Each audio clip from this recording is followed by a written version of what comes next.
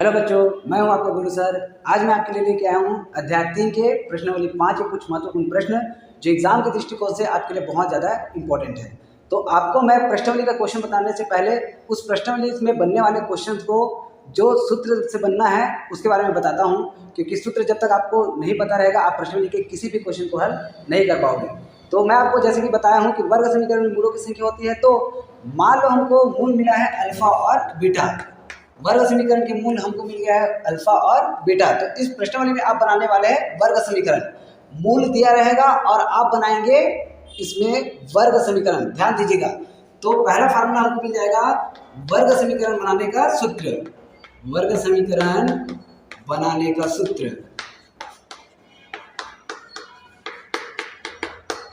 वर्ग समीकरण बनाने का सूत्र हमको मिलता है x square minus alpha plus beta into x plus alpha into beta बराबर में 0।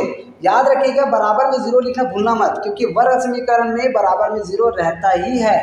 तो वर्ग समीकरण बनाने का सूत्र क्या हुआ? X square minus alpha plus beta into x plus alpha into beta बराबर में 0। X square minus alpha plus beta into x plus alpha into beta बराबर में 0। इसको अच्छे से याद कर लीजिएगा, क्योंकि वर्ग समीकरण बनाने का सूत्र या वर्ग समीकरण बनाने के लिए कोई क्वेश्चन आया तो 3 नंबर का आएगा। अब जब हमको वर्ग समीकरण दूसरा फार्मूला हम यूज करेंगे, वर्ग समीकरण या व्यापक समीकरण हमको मिला है। व्यापक समीकरण क्या होता है आपको मैं पहले भी बता चुका हूँ। A x square plus b x plus c बराबर 0। इस तरीके से यदि मिला है तब अध्याय 1 में जब हम प्रश्नावली 5 पढ़े थे तो वहां पर शून्यकों का योगफल, शून्यकों का गुणनफल पढ़े थे। तो मैं उस टाइम भी बताया था कि यहाँ पर अध्याय 3 के लिए वो शून्य ना कहला के क्या कहलाने लग जाएगा? मूल। तो इसका हम फार्मूला पढ़ेंगे मूलों का योग। मूलों का योगफल फार्मूला वही रहेगा सेम, माइनस बी अपॉन ए। और दूसरा फार्मूला इससे हो जाएगा मूलों का गुणनफल। मूलों का गुणनफल ये हो जाएगा सी अपॉन ए। इन तीनों फार्मूला के आधार पर हमारे प्रश्नावली 5 के पूरा का पूरा क्वेश्चन बन जाएगा। तो आइए हम चलते हैं प्रश्नावली 5 की तरफ। अब प्रश्नावली 5 में मैं आपको दूसरा क्वेश्चन से एक क्वेश्चन बताता हूँ, चौथा, जो एग्जाम के दृष्टिकोण से बहुत ज़्यादा महत्वपूर्ण है। तो हम शुरू करते हैं क्वेश्चन नंबर 2। क्वेश्चन नंबर 2 में बोला है वर्ग समीकरण बनाइए जिनके मूल निम्नलिखित है। तो उसमें का मैं बता रहा हूँ चौथा, उसमें मूल मिला है 12 और ऋण 24। तो शुरू करते हैं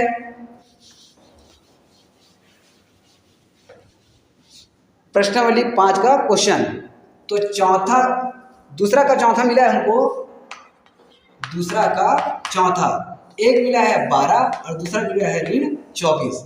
ध्यान दीजिए, पहला वाला मूल को हम मानेंगे अल्फा और दूसरा वाला मूल को हम मानेंगे बीटा। तो यह हो जाएगा अल्फा बराबर 12 और बीटा बराबर मिल जाएगा ऋण 24। तो हमको इन्हीं दोनों मूल से बनाना है वर्ग समीकरण। इन दोनों मूल से जब हम वर्ग समीकरण बनाएंगे तो सीधा सीधा हम लगा देंगे। पहले हमको देखो, जब हमने फार्मूला पढ़ा था तो बीच में क्या था? Alpha plus beta. तो अल्फा प्लस बीटा जो है वो है मूलों का योगफल। उसके बाद हमने पढ़ा था अल्फा इंटू बीटा, वो रहेगा मूलों का गुणनफल। तो हम सीधा सीधा फार्मूला लगाते हैं वर्ग समीकरण बनाने का। वर्ग समीकरण बनाने का सूत्र ये क्या कहता है? X square minus alpha plus beta into x plus alpha into beta. और बराबर में क्या रखना है हमको?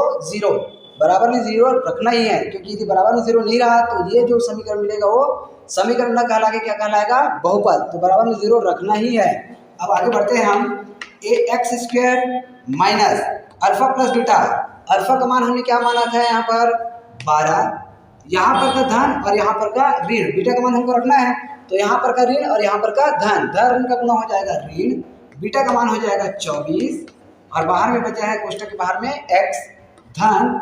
अब अल्फा का मान फिर से कोष्टक में रख के चलते हैं। अल्फा का मान है 12, ये हो गया 12 और बीटा का मान हमको मिला है ऋण 24, ये हो गया ऋण 24 और बराबर में हो जाएगा 0।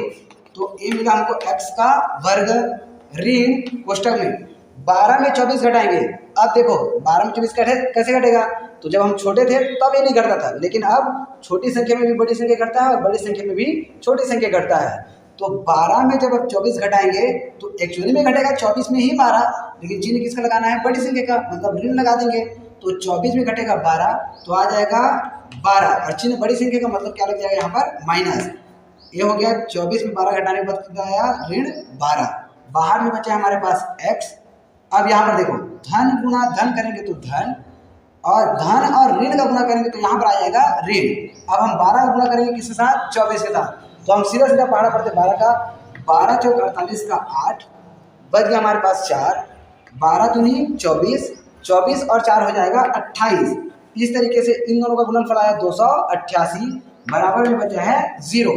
अब हम इसको हल करते हैं, एक्स स्क्वायर माइनस और माइनस गुना हो जाएगा प्लस, 12 गुना एक्स करेंगे तो हो जाएगा 12x, और ऋण में बचा है 288, बराबर में क्या बचा, 0।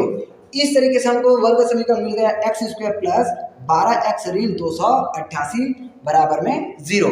ये तब हम इस तरीके से हल करेंगे जब हमको अलग से मूल अल्फा और बीटा के रूप में मिला रहेगा तब। इसी प्रश्न में हम क्वेश्चन नंबर 1 जो पढ़े हैं या 1 जो पढ़ेंगे उसमें आपको सीधा सीधा मूलों का योगफल मिला है और मूलों का गुणनफल मिला है। मान लो यही बोलता कि ये मूलों का योगफल है और ये मूलों का गुणनफल है, मतलब हम ये कहते हैं कि ये अल्फा प्लस बीटा है और ये अल्फा माइनस बीटा है, तो हम सीधा सीधा अल्फा प्लस बीटा का मान रख देते 12 और यहाँ पर अल्फा इंटू बीटा का मान रख देते ऋण 24। तो क्वेश्चन को थोड़ा ध्यान से समझ लीजिएगा, इसमें अलग अलग मूल दिया है, इसलिए हम लोगों ने अल्फा प्लस बीटा को अलग से निकाला, अल्फा इंटू बीटा को अलग से निकाला। लेकिन यदि सीधा सीधा बोल दिया जाए कि मूलों का योगफल इतना है और मूलों का गुणनफल इतना है तो सीधा सीधा मान रख देना है। तो प्रश्न नंबर 1 जो है वो इसी के जैसे बनेगा, लेकिन थोड़ा सा अलग है कि उसमें अल्फा प्लस बीटा अलग से दिया है और अल्फा इंटू बीटा अलग से दिया है। इस तरीके से हम क्वेश्चन नंबर दूसरा को हम किसी भी क्वेश्चन को उठा के बना सकते हैं। आप किसी भी क्वेश्चन को उठा के बनाइएगा, यदि कोई क्वेश्चन ना बने तो उसको कमेंट बॉक्स में जरूर बता दीजिएगा। अब हम चलते हैं क्वेश्चन नंबर 3 में, जिसमें हमको बोला गया है निम्नलिखित वर्ग समीकरणों के मूलों के योगफल व गुणनफल ज्ञात कीजिए। तो मैं उसमें से एक क्वेश्चन ले लेता हूं, क्वेश्चन नंबर 4, तीसरा का चौथा।